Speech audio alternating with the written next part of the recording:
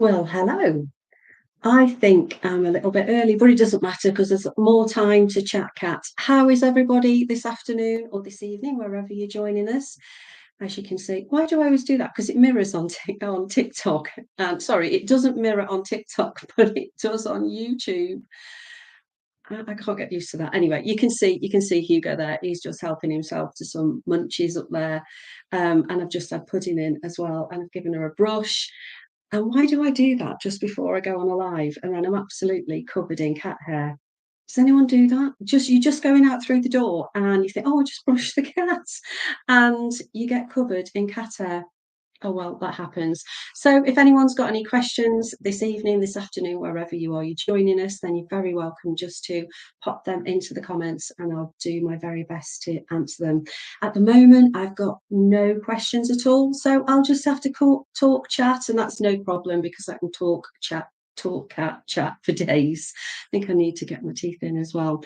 What I thought I'd do actually tonight, whilst I was waiting for people to join, is I don't know whether if any of you have been over on my TikTok channel, but I did a video how to make your own puzzle feeders for cats, because we all know of all the different puzzle feeders there are, and hopefully you know how important it is to just give your cat foraging help. So give them the enrichment of foraging rather than just giving them a bowl. You know, you've seen me chuck that in the floor. Cats don't need bowls to eat from. They like really nice things that you can use to tap into that enrich that foraging instinct. So you can go ahead and buy things. So this is quite good. This is one of the CAT-astropohie ones. Now this one's quite good because if you feed a wet food, it also comes with another insert that is a lot flatter than that. So then you could put the wet food onto the flatter part, and then they do have to, then that fixes on, and then they do have to dig it out. And also they're having to work for their food, and obviously for kibble then or treats it goes like that. If you've got a cat that gobbles the food up really, really quickly, then slow feeders are really good. If you can get stainless steel, then that's better for a cat that suffers with chin acne, or make sure that they go in the dishwasher at least, because very often cats that are prone to chin acne, the cause is the plastic bowls. So that's something else to think about. I've had no questions yet, which is really odd. Can I know we've got quite a few watching. Can somebody just send me a message just to let me know that the questions are working, and you're perhaps just all a little bit shy, or you've got perfect cats? I don't know. But if the settings aren't correct, then I can go back into them and change them so that people can ask questions. Thank you. Yes, they are working. You're not shy. Oh, okay. Thank you, sweet psych. I'm so pleased. And Sonia. Oh, look, you're all coming alive now. Thank you. I was thinking I am just sitting here on my own. And once my first TikTok live, I set it to subscriptions. I think you've probably heard me say, if you've joined another one of my videos before, I sat for a whole hour and not one single person asked me a question because they couldn't. So it can be quite a lonely place when you're just sitting here. I know I've got Hugo up there. He looks like an ornament, doesn't he? No, he's just moving now.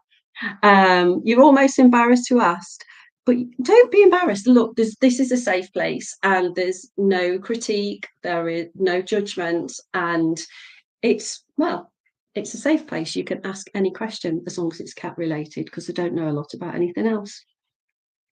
Why is your male cat sprayed on you? Why? Oh, he's sprayed. Oh, did he?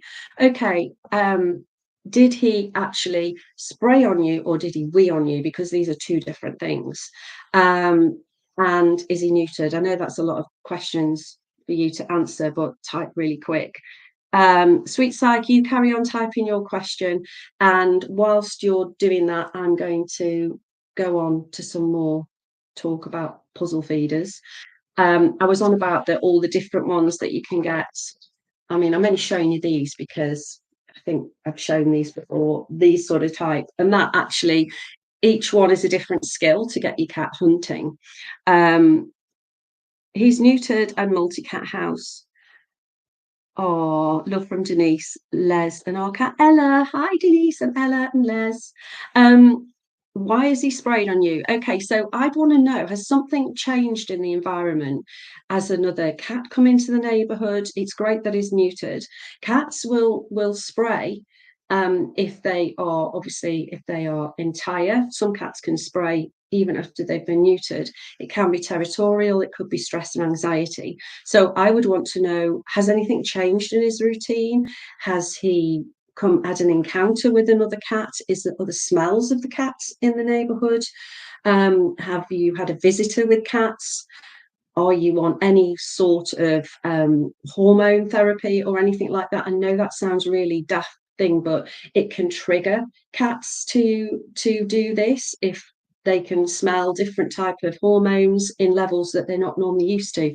So that's something else that you obviously don't have to answer that on here, but that just gives you some idea of some of the reasons why. And then it's, what do you do? Well, you clean it all up using the cleaning protocol. If you go over to my TikTok account, the cleaning protocol is pinned on there. That's really important. If you're in the States, I've written it down, it's something called Clorox Pro, and it's $20. And you need that as well as Odicide, and that is $10-ish. So that's what you need. But have a look at the video on my TikTok channel. I hope that's helped. Alyssa, you're moving to a new home. What practices can you put into place to avoid cats from possibly peeing on your new carpet? That's a great question. Good luck on your house move. It can be really stressful, let alone with a cat and worrying about peeing on the carpet. So what I would want to do, I would be wanting to make sure that they stay in one room as soon as you move in, and they become familiar with that room, because it's going to smell different. So make sure they've got all their toys, their bedding, any trees and things like that in that room. And then I'd be having Pet Remedy. Wherever you are, I hope you can get hold of Pet Remedy, because it's amazing.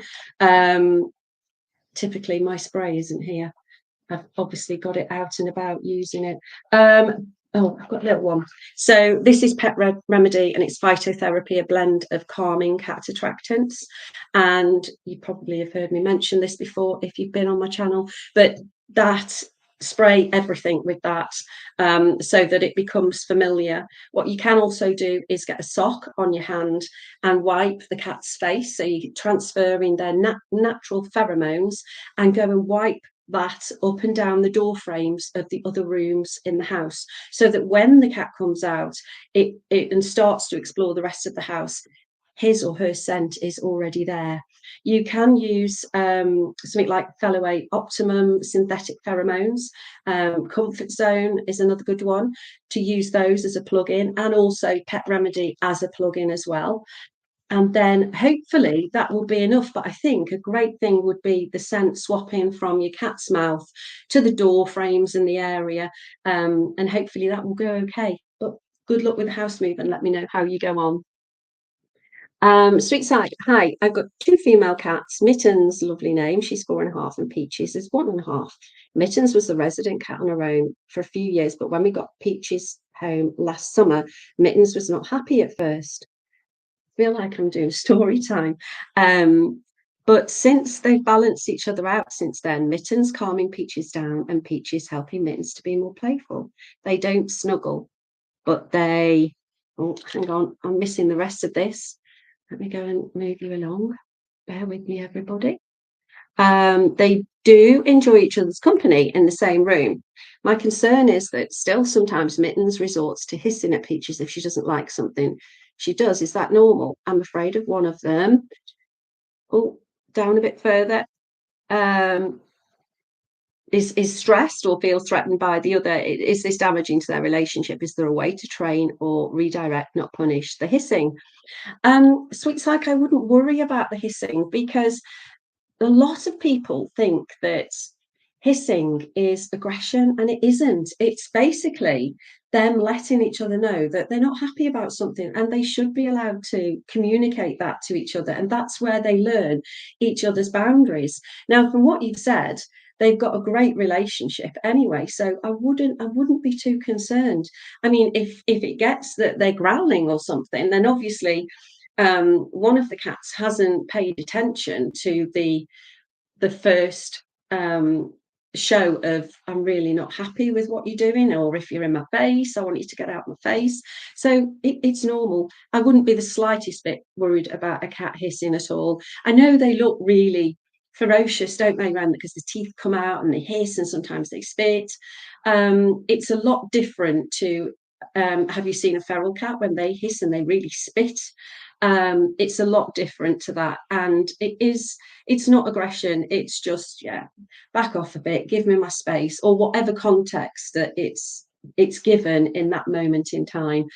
Don't worry about it. It sounds like you've done really well getting them together, and they're quite harmonious. If they are happy being in the same room with each other, and they perhaps play, and they perhaps do exchange scent by licking each other, then everything's fine. But also bear in mind that some cats in a multi-cat household don't do that either, and that's fine. They're just timeshare and tolerate each other, and that's okay too.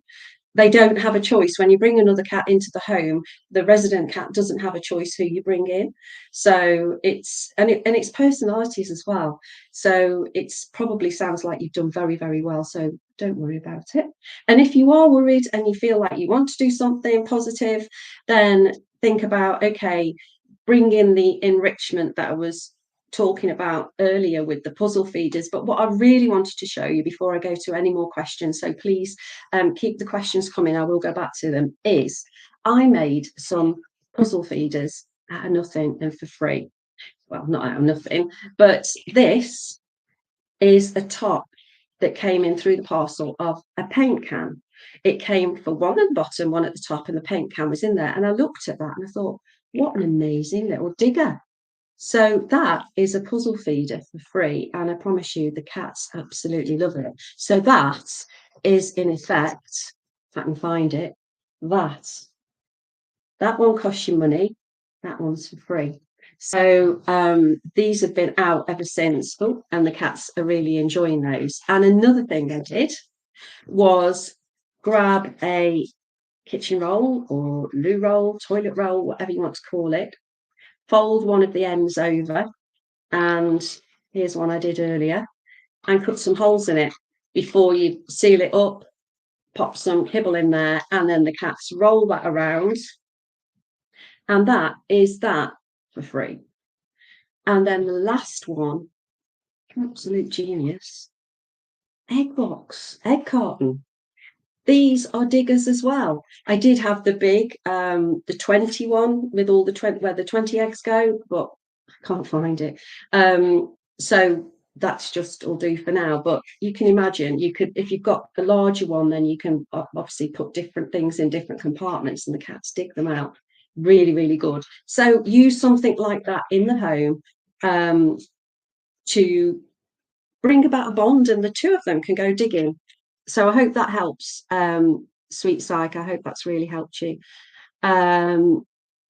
Okay, so I'll go back to more then. Sonia, thank you for being the first person to comment today. You moved to a new house and one of your cats was really quiet and started to meow really loud and completely randomly. I live alone and my house is really calm. Okay, Sonia, I would say, I've just been talking about the pheromone, the synthetic pheromone and the pet remedy. I would put that in just to make it all really more calm. Think about the scent swapping that I mentioned as well, because that applies to you. And these puzzle feeders, your cats have got the same amount of time in their day as you have, except they sleep for about 16 hours of that. And you have other things to think about: work, bills, washing, ironing, all the household chores, etc. They don't have anything to think about. So if something's really bothering them, they're going to latch onto that, and they're going to be thinking about that consistently. And that's when you can get a cat that will overgroom. It'll start grooming excessively because it gets a dopamine hit every time it grooms, and then it'll just keep doing it and doing it and doing it. And before you know it, you've got a bad habit there, because that cat has something else to think about other than sleep, eat, poop, we maybe go out. So putting enrichment into the home is massive, and that is it's such a cure-all for so many problems. So give your cat something else to think about, and just try and be a little bit inventive with different things. And I think that will really, really help. You haven't mentioned how old your cat is, because obviously I do have to take into consideration if it's an older cat, they can go into cognitive decline. And one of the symptoms of that is excessive vocalization.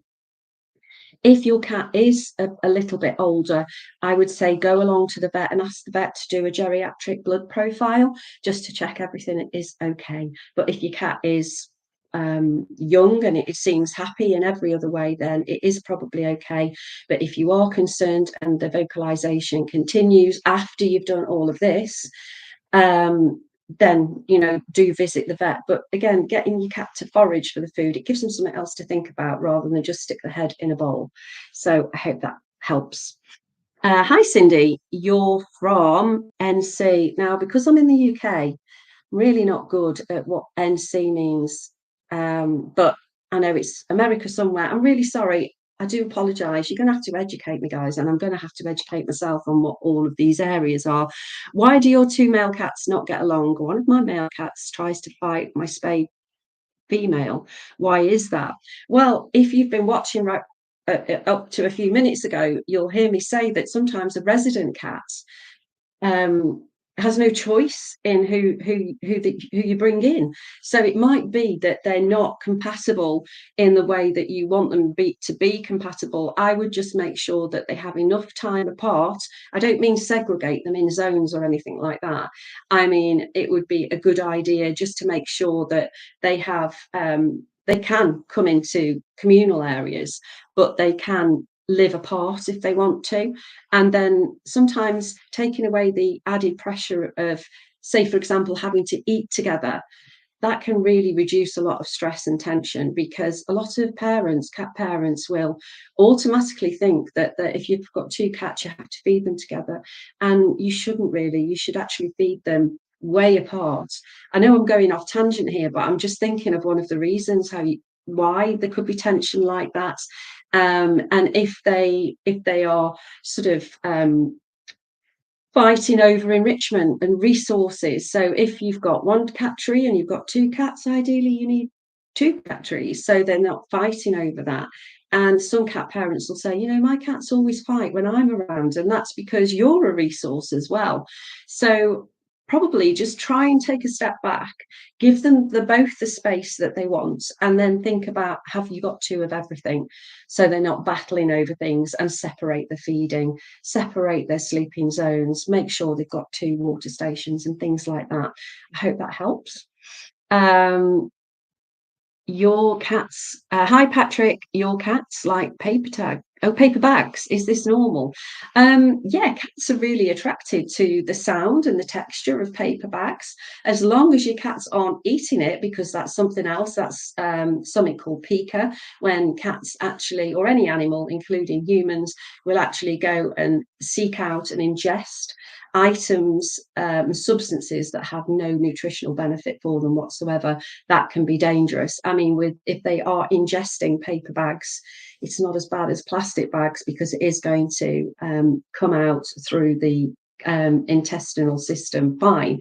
But if they are eating it, then I'd want to try and deter them from doing it by giving them other things. But if they just like sitting on paper bags or crawling into them, that's great. That's a great form of enrichment. So no worries there.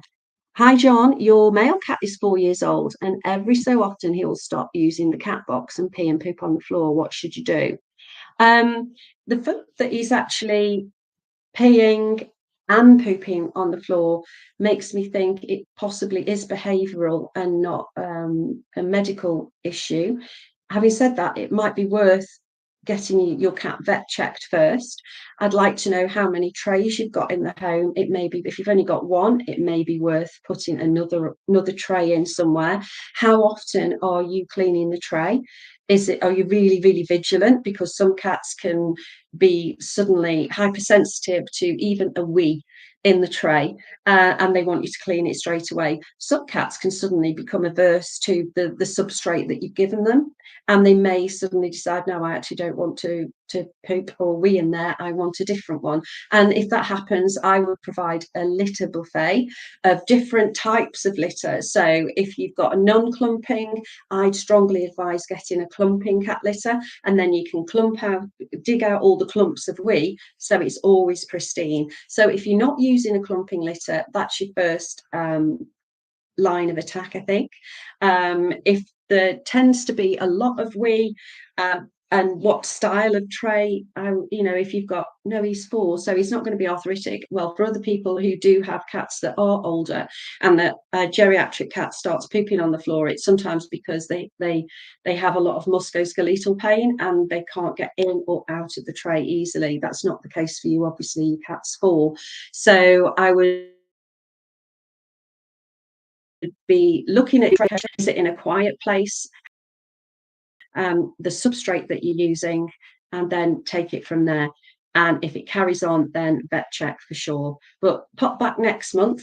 I haven't got a date yet, but I'm guessing it's going to be around the beginning of the month, and hopefully you can give me an update there, how your cat is.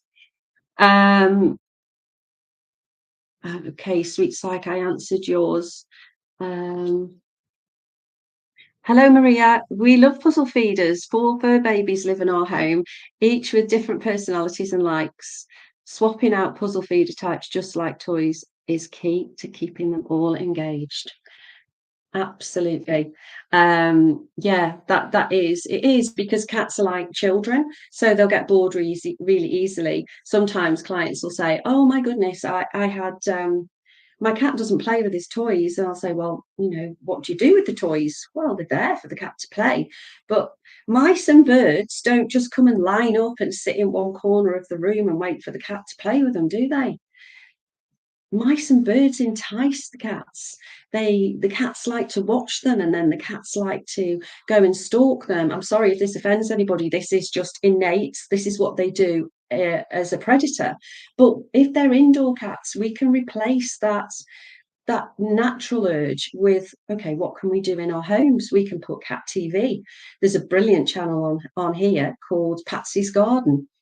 Fantastic, lots of flappy birds and noises and squirrels and things, really up close. That can be part of the predatory sequence, where they actually start watching to see what is available for them to stalk and hunt. And then you can bring along your cat wand, and this can be a mouse if you drag it along the floor, or it could be a bird if you're waving it around like that. So you can tap into that predatory urge, and making sure you're rotating the toys, as Maria said here, it is key, because they'll get bored.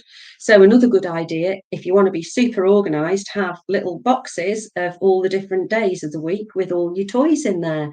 So it could be that Mondays has, I don't know, maybe it's one puzzle feeder, and then soft toy and springs and matatabi sticks, and then Tuesday can be completely different. They could have a tunnel. Wednesday they could have sensory water play. So it's something different every day. And then keep swapping them around. Sometimes you can swap them during half of the day if they get really bored. I hope that helps. Jazz, hello. I always love your advice. Thank you so much. My male neuter cat got blocked and had to be. Oh no. Oh dear. This is a medical question, Jazz. I'm really sorry I can't answer that. I know what you're asking, and my honest advice is to go back to your vet and tell them. I'd love to comment more on that from my personal experience, but I can't, because it's a medical issue. But for anybody who's wanting to know what that means, basically cats can get struvite or oxalate crystals in the bladder, and it's a real emergency. So if ever you notice your cat going in and out of the tray and they look like they're straining to pee, sometimes they can have blood in it. It's 911 or 999, wherever you are. Really important to get to the vet ER room straight away. And obviously Jazz's cat has had 3 days in hospital, and I hope he's better. But yeah, give your vet a call, definitely. Okay, and hopefully fingers crossed he'll be okay. You're welcome, sweet psych. I hope I answered that okay for you. Um, Maria's saying, I always save them and use them too. That's amazing. Cardboard or butcher paper packaging are fabulous for puzzle feeders. Well, yeah, absolutely. Anything really. I mean, when you get an Amazon delivery here in the UK, there's loads of paper in there as well. So great, screw the paper up and then drop some treats in there as well. And it doesn't just have to be I'm trying to think what type of treats you have. Anything. I mean, we call them dreamies over here. I don't know what they call them. I mean, yums. That's another good one. Do you have yums in the States? Anything like that can go in there. It could be freeze-dried chicken. It could be sprats. Got my jar of sprats here just in case anybody wanted to see a stinky sprat. So something like that could go in. Really stinky. Again, really tactile. Freeze-dried rabbit ears, really ramp up the enrichment for your cat.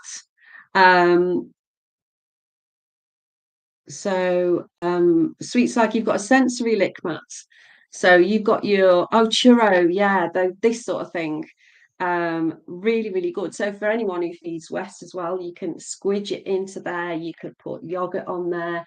You could put your churros. This is a happy snack from Fellaway, but that sort of thing on there. You can mash your tuna in there, anything. And another top tip, thank me for this because it gets hot, is get your tuna water and a bit of tuna on there, stick it in the freezer. Cats have got an ice pop. Cats love it. That'll cool them down. They get in the water. Everything will be great. Let me know if anyone does that. North Carolina. Thank you. I was going to say New York, but I know at least I know New York is NY. I bet it's hot in North Carolina too, so maybe you should be doing that lick thing. And yeah, they suck you on the back, so they stick to everything. So that would be good. Danae, I hope I've said that right. Is it normal for my cat to be so vocal just before she uses a potty box? That's a lovely way of saying it. Thank you for the likes as well. Yeah, if you can all give me a little heart or a thumbs up or something, it just makes it look like you're all having a good time listening to me anyway. Is it normal for your cat to be so vocal? Yes. Some cats do sort of make a vocalization before they actually go and poop. I think if that's what you're meaning. If she's actually going in and she's crying before she's using it to wee, then I would suggest that you go and get her vet checked really, because it could be that she's in pain, and as we know that uh, Jazz's cat has been hospitalized because of a blockage. So it would be remiss of me just to say, oh, that's totally normal. Because if it's when she's weeing, then it isn't. And really, you would need to get that checked out with the urine sample at the very least. And sometimes cats will vocalize because can sound a bit graphic here, but they can get constipated just the same as we do. And it can be painful for them to push out the poop. So pureed pumpkin is really good, getting that into the diet. Make sure that the cat is hydrated enough. That will help, just in the same way, with us, that as humans, that if we become constipated, the GP, the doctor will always say, oh, make sure you're drinking plenty, get some fiber in your diet. So something like that. Also, Fortiflora is really good. So Proplan, Fortiflora, and natural defences. So if you have got a cat that's a bit constipated or you're worried about its gut health, these are really, really good. And I use this with a cat when they lose their appetite or they're convalescing. They're tiny little sachets, and you would probably sprinkle a little bit of that on just to try and get their appetite back.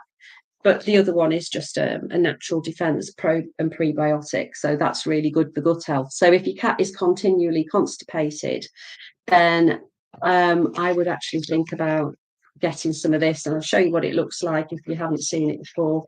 That's what it looks like. And it's a powder, a brown powder that you just, and it's really palatable that you just, watch me spill this everywhere now. hopefully you can see it, and you just sprinkle that onto the food.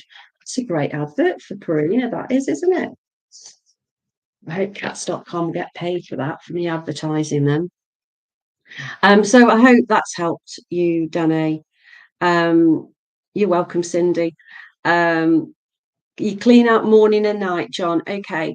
And you're using clumping. Okay. So then if you're using clumping and you're cleaning out morning and night, I would definitely put in another tray and think about the location as well. And maybe, just to be devil's advocate, get a different type of clumping as well. Van Cat, Tigerino, Everclean. I think these are brands that you have in the States. All these are really, really sandy substrate, and the cats really love to dig in them because it's innate, and they actually enjoy digging to be able to bury their poop. So give that a go, John, and let me know. But I'm really pleased you're using clumping anyway. Oh, sorry, Jazz. Yeah, I know it's very, very difficult. I have one line I have to go down, but you're very, very welcome. And I'm sure your little man will be fine, or your little woman, but make sure that you get to the vet. Oh, Maria, thank you for the reminder about freezing the licky mat. You've got a few mats and somehow you forget to do the churro water freeze pops for kitties. Well, that's great. Look, you've done yourself a reminder, and hopefully anybody who's watching will go, oh, what a great idea. I've not thought about doing that before. Yeah, I'll go ahead and do that. So it's a reminder for us all, isn't it? We can all forget what we need to do sometimes. So, hi, Renee. Ellie does something no other kitty has done in my home. When I leave the house, she goes into my closet and takes a bedroom slipper out and leaves it in another room. What is she trying to communicate? What an amazing... I'm just going to have to think about this for a minute. So she does it every time you leave the home. Now, I'm thinking that a slipper would be a very, very good scent deposit of your personal scent. So is she taking that because it smells heavily of you, and therefore if she's got it with you, then she's got that with her? That would be one theory. Another theory of it would be that she first found that comforting to do that as a way of dealing with the stress of you leaving her, and therefore to deal with her a separation anxiety, she went for something that smelt heavily of you, and now that's a learned behavior. So she does it because she felt better when she did it the first time, so now she does it all the time. I mean, I'm just that's what I think it's possibly means. I don't think it's anything negative. I think it's really sweet, actually, especially when you have to come home and then you haven't got any, you don't know where your slippers are. Or does she leave them in the same place all the time? Let me know. So anyway, so where are you all now? Where are you? Are you in the States, or are you in the UK? I know last time we had people in Africa and India. I know it's holiday time now, so it doesn't seem to be as many people on. Hi, Lois. We've been slowly introducing our new kitten to our 1-year-old cat. Can you help us tell the difference between aggression and play? They're chasing each other in a tunnel. Toil? Good grief! What am I going to? My teeth aren't in properly. They're chasing each other in a tunnel. No hissing, etc. Right. I think I've got to the end of the questions now. So, well, I think you've answered your own question. If they are chasing each other and they're enjoying each other's company, and you don't need any vet visits, and there's no injuries, and there's no hissing, even though we know hissing is not aggression, and they're actually enjoying each other's company, that's it. They're absolutely fine. And the fact you've done a slow introduction is amazing. It's a lot easier to introduce a kitten to a resident cat than it is another cat. So your introductions will go a lot quicker with a kitten. I mean, it can almost happen organically, and older cats somehow don't feel threatened by a kitten. I mean, you still should offer the slow introduction, but always be cat led and go at their pace, not yours. Very often when people introduce an adult cat to another adult cat and it's been 6 weeks and they still aren't getting on, then people begin to get disillusioned. Is it ever going to work? And in reality, it can take a lot longer. It can take 6 months, 7 months. So that's why I always say take the time that it takes, so it takes less time, and then be cat led. But well done, Lois.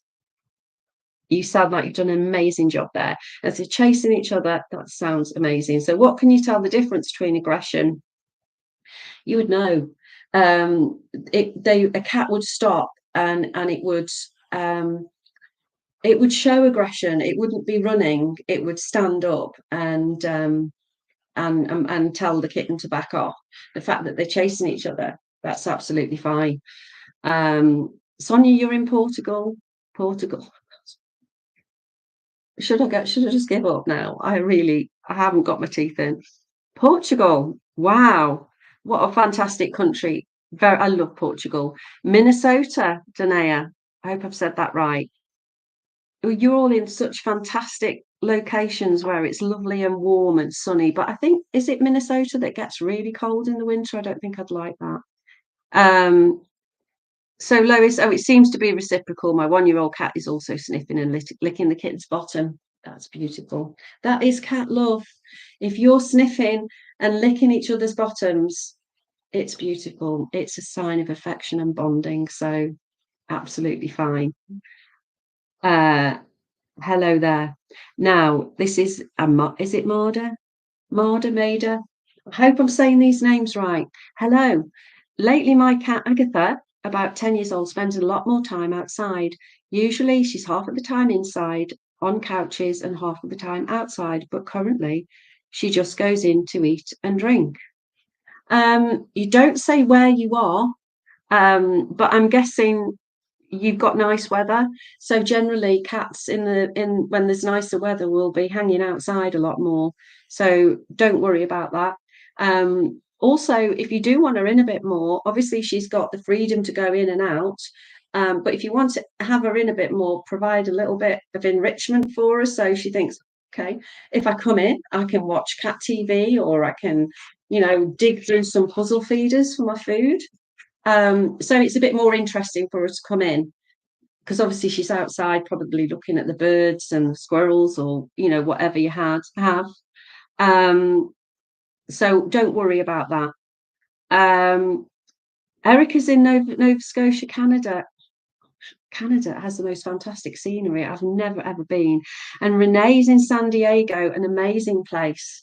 Never been there. Mind you, I've never been anywhere really. I'm too busy playing cats. Maria, wherever Tubbs and I will be away from home, and we always leave our bedding unchanged until we get home, so kitties will have at least access to our scent while we're away. Yeah, that's really, really good, Maria. I've suggested this to people when they take the cat into a cattery. Wear a t-shirt in bed for a whole week. You probably won't smell absolutely brilliant, but your cat will really love it. So when the cat goes into the cattery, then they've got your scent on a t-shirt or something like that you've worn close to your body, and it's the same. Yeah, it's really, really good. Don't change your bedding, and then you can do that when you get home anyway, and it'll have lots of lovely cat hair where they've been snuggled up to your scent all the time. That's a great top tip. I love that, Maria. Thank you. Tessa, one of our cats sometimes starts meowing food for 2 hours before mealtime. How do I deal with this? I can ignore him for a bit, but in the end, I do have to feed my cats. My cat, who meows a lot, will also meow for me to come back when I'm in another room, like the bathroom. How do I go back to the living room without rewarding him for meowing? So there's two questions there, and they're both good points about how easily our cat will train us. I think let's address the meowing and the attention one first. So if, because of the layout of your house, when you go into one room and your cat meows for you to come out of that room, you feel that you're rewarding him or her for going out into the area where he is, the way to do it would be to avoid any eye contact and have no vocal contact with him or her whatsoever. So basically, you're just literally cutting them dead as you walk out of that room, go into another room and carry on doing something else. You're not rewarding the cat that way because the cat isn't getting any contact. It's not having no interaction with you, and that's what it wants. So I think that answers that for you. And obviously consistency is key. So the more you do it, the cat will learn, well, I actually don't get any response from that, so it's pointless me doing it.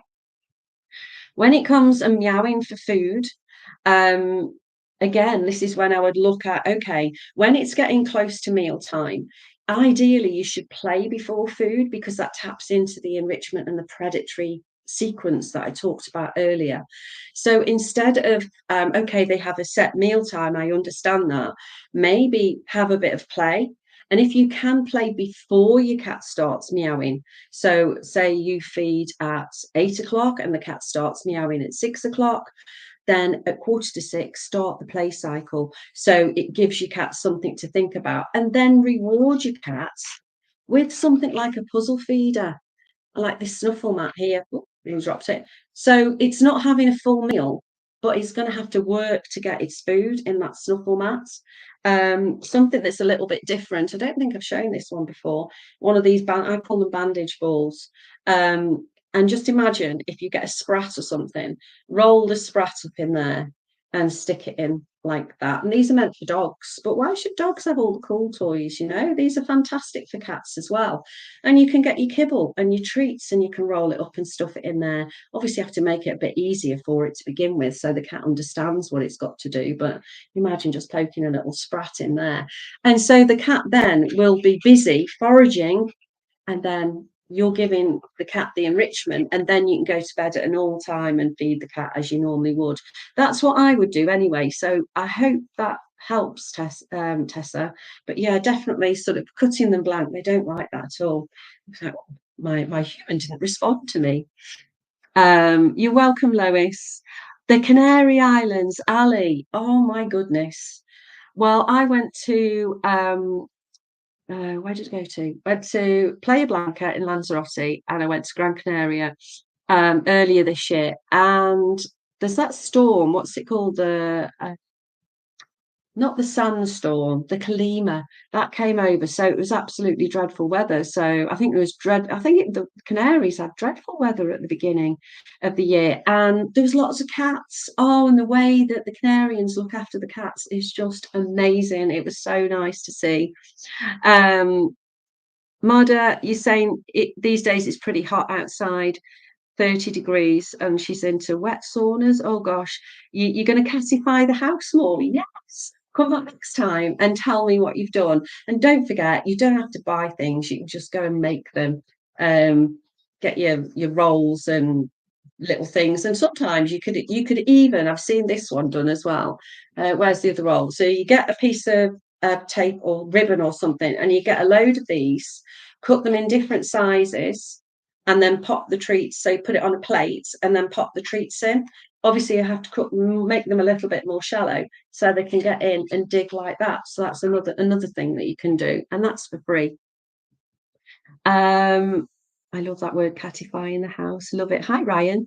You've been curious about why your cat only sprays in one specific spot in the house away from her litter. I live in an area with several stray cats outside, but she's pretty used to her litter. So she's an entire queen, and entire queen spray. They spray to give sexual notices to all the entire toms in the neighborhood to say, I'm ready to reproduce. And once she's had a litter, she can reproduce, get pregnant again very, very quickly. So I think it would perhaps be a positive thing for her that you can get her perhaps neutered after this litter, after she's finished, after they're weaned and everything. And so that'll be why she's leaving her calling card basically in one area in your house away from. She doesn't want to spray near the litter because she doesn't want to send those pheromones and all those smells over to a tomcat to come near her litter. She's going to go and spray away so that any toms can hang out with her and make her pregnant again in another area away from her litter. So what you'd need to do is follow the cleaning protocol on my TikTok video. if you want to get rid of that smell, and that will help prevent it. But the only thing that's really going to eradicate that behaviour is getting her neutered. And there are some medical conditions as well that can be really serious for female cats that can kill them, and that's through being entire. So have a word with your vet and see what he thinks and when is a good time to neuter, if that's what you decide to do. Maria's got a new edition, Salem, a neutered male. He's £13, black, we think about 3 to 4 years old. He tries to play with the others, but they seem afraid of him. I play with them together and separately. Any tips? So I think how you haven't said how long have you had him, Maria? Because he's about 3 to 4 and he tries to play with the others, but they seem afraid of him. You've got all those licky mats, and you've said you're going to do things like this. I would actually try and engage them in foraging mats and things like that. There's a big snuffle mat that sometimes I bring out. I haven't today, but something like that, that's big enough for 2 cats, and more cats actually, because there's a different task in every one of those. Bringing out something like that, it's good to do different play. So you've got solitary play, so one play should always be done as solo play, because you're always going to have a more confident cat that's always going to take the lead, and then there'd be the rest of the cats that just sit and get frustrated because they can't play. So I would do that. You're doing the right thing. I would just think outside the box, okay, and think, what can I do to get them engaged in a way that they're going to be, really interested. And you can use smells as well, things like that. So I got this isn't smelly, but it could be, I suppose. So my little kiddie pool. Now earlier, these are the kiddie pool toys that float on the water, but I actually put some little treats in there for the cats just to dig around. And again, some of the cats are curious, aren't they, by nature? So something out like this is going to make them come up and think, oh, what's that? And then you could always, reunite the fish with some water and float some sprats on there as well. So it's going to keep them interested. So I'd look to doing different things like that. Fantastic ideas. Oh, I'm glad you enjoyed those, and you think they're fantastic, and it's not just me that's a bit weird when it comes to thinking about what cats might like. Melody, oh, what a lovely name. My 4-year-old cat Missy is great with me alone. She's afraid of everyone else and hides when I have friends over. Any thoughts or comments? So it probably is that obviously you were her preferred individual, and she's not had a lot of exposure to different people and visitors during her sensitive period when she was a lot younger. It's interesting you say a 4-year-old cat. Now, was she a COVID cat by any chance? Because a lot of pets that were brought into the home only got used to seeing one person or 2 people, and it's quite common with dogs as well as cats that they react very, very differently to strangers. So the way I would do that is use sensory help and introduction. So something like getting your visitors to spray Pet Remedy. I'm sorry, you can't see that very well. The calming spray onto their lower legs and their hands, and let her decide. So when somebody comes, it's always a nice smell, and then it will be the same smell all the time that she can relate to. And if she has a positive experience and she's allowed to go and hide, I think, don't try and force her out onto people. What you could do is say if she goes and hides upstairs, then maybe on the landing, so that she can hear the different communication and the different types of sounds that come from different people, the different vocalizations. You could put something like this down, or the licky mats, frozen, even better. So, or a puzzle feeder. So if she wants that treat, she has to almost override her fear, but she's still got control of a situation. It's not an old technique called flooding or anything like that. It would be her decision to go and perhaps have a little munch on something, and then it's a little bit closer, and then you could just wait and see if she actually gets a little bit bolder, but don't ever try and force anybody onto her. You could try giving her a toy with some catnip on the closer to, so perhaps she's going to come and have the interaction with the catnip. That's something else that you could do as well. I think the worst thing we can do is force visitors onto cats. Another thing you can do is if you have an Amazon Echo, there's something on there called Pet Buddy, a skill. You could set that up to daycare mode in the room where she is, and that randomly goes through different sounds of different people, human noises, coughing, conversations, and things like that. Or what you could do is, when you're hanging out with your friends, record the conversation with obviously with their blessing, and tell them what you're doing it for, and then play it back to her while she's being fed, but there's nobody else there. And if you do that more and more, and then each time she hears these voices, they'll become familiar to her, and it's a positive experience, because she might perhaps get a really nice treat when she hears those voices. And then when she does hear the voices for real, she perhaps won't be as afraid. So I think that's probably the way I'd go, something like a classical conditioning. Hope that helps. Tessa, you're very welcome. Missy, we've done Melody with Missy. Ryan, you're very welcome. Maria, you bought inside last October. I can do more communal foraging. Amazing. You're very, very welcome. Your Tessa, your oldest cat is a COVID pet as well. This explains so much about a fear of strangers. We got our youngest cat later, and he just copied his big sister's behaviour, so he's scared of strangers too. Yeah, so do the whole recording of the voice thing, and then and do that, and feed them high reward treats. I suggest this for people who are perhaps about to have a baby in the house, is to record, and for fireworks as well. So record lots of fireworks or baby noises or whatever it is, and then start it off playing it on your iPad device or your phone or something. Play it really, really quietly, and give your cat a treat when it hears that sound. And then increase the volume louder and louder and for longer, but each time the cat gets a treat. So that way it will really help the cat associate noises, particular noises that they haven't been exposed to, with a positive reinforcement. So that's the way to go there. But yeah, COVID really, really screwed up a lot of cats and dogs, because they weren't allowed to, they didn't get exposed to socialization in the way that we do in a normal world day to day. Your rescue cat Ella came to us last winter and didn't like going out to do a business, so we carried on using a tray. Would it be too late now, or just cruel to take it away? You know what, Denise, it's a difficult one, that is. I would give her the chance, I would give her the choice. So what I would do is, get wherever the tray is, I'd start moving it closer and closer to the back door.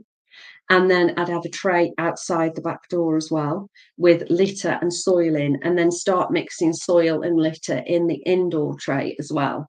Or compost or something like that you can just, throw away, or sieve out, put that in the garden and throw the poop away, bag it, bin it. And then let her make that choice, because what you don't want to do is to actually make her so that she can't use any tray inside, and then she has to go outside, because then one day she might decide, well, actually no, I actually do want to go inside, and then you're going to get a house soiling problem. So give her free will to decide, but help her on the way by all means. I know exactly where you're coming from, but I think it's part and parcel of having a cat, really, sometimes, is to have a litter tray. Not everybody likes litter trays, but honestly, my house is overrun with them. Having 7 cats, can you imagine how many I need? 1 tray per cat plus 1 extra.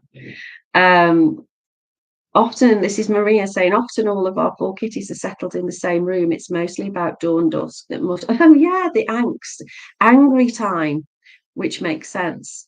I feed wet meals. They have access to dry during the day. That's fabulous. So they will all settle down.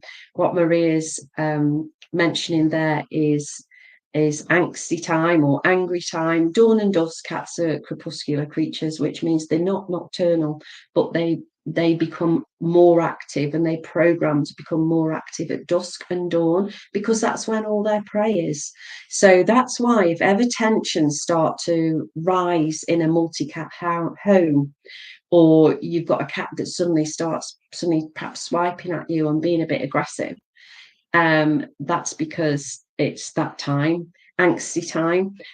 So it's always a good idea to really start up and play with them around this time, because that'll tap into their innate desire to play, and it will hopefully reduce any friction within the home. So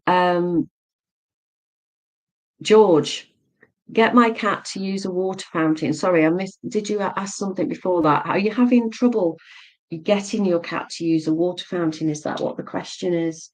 Cats are normally attracted to running water, and I had a discussion on I think it was TikTok, another platform, about why cats' food and water shouldn't be next to each other.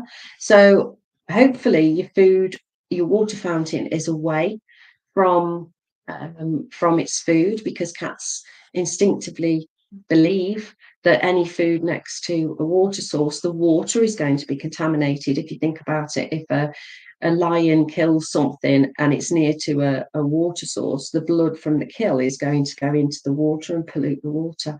So that's their thinking, their innate thinking about that.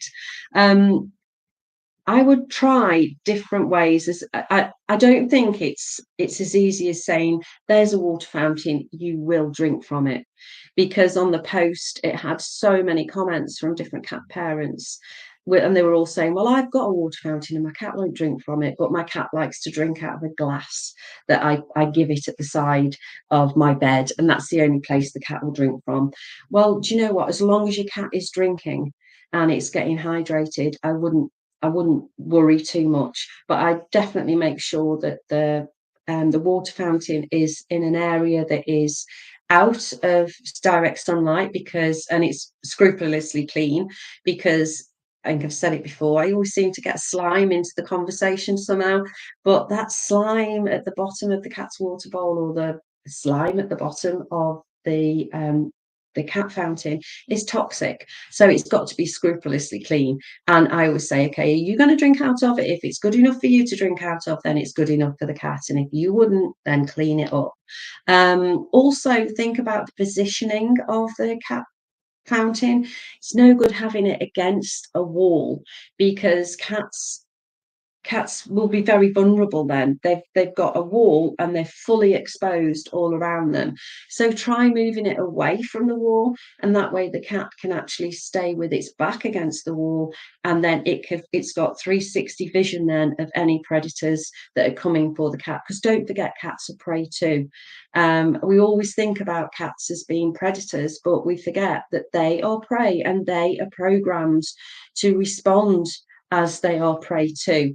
So this is why the litter tray placement is so important, and the food bowls and the water bowls equally so, making sure that they're in safe places where the cat does feel safe. And high perches, I know I'm going off on a tangent now, but high perches, they need these because they feel less vulnerable. So you're very, very welcome, Denise. On that note, I'm going to say meow for now, and hopefully see you all next time. If anybody is getting this on catch up and you want to ask some questions, then please do, because I will actually go and bob on for the next week or so and answer any questions that are there for anybody else. If you've enjoyed this video, please share it and give it a thumbs up. I'd be really grateful, and hopefully they'll have me back next month as well. You're very welcome, Melody and Maria. Yeah, Maria's just saying about the socialization of COVID, etc. LB, this is the last question before I bob off. Your cat sometimes get the base of a tail puffy near the butt, not the whole tail after some petting. Is the way to tell whether this is a positive sign or a negative overstimulation? When cats get very excited, they get like a pilo erection of their tail around the base, and that's very, very normal. It is a stimulation, and it sounds like it's a very positive one. If it was a negative overstimulation, I think she would let you know. Some of my cats, when they see me, they'll puff their tail up, and they'll even do a little quiver, almost looking like they're doing a phantom spray. So I think it's a very positive interaction that you're having with your cats. So that's all wonderful. So thank you so much for all you cat lovers for joining me tonight, this afternoon. And as I say, meow for now, and I'll see you next time. In the meantime, have a lovely week.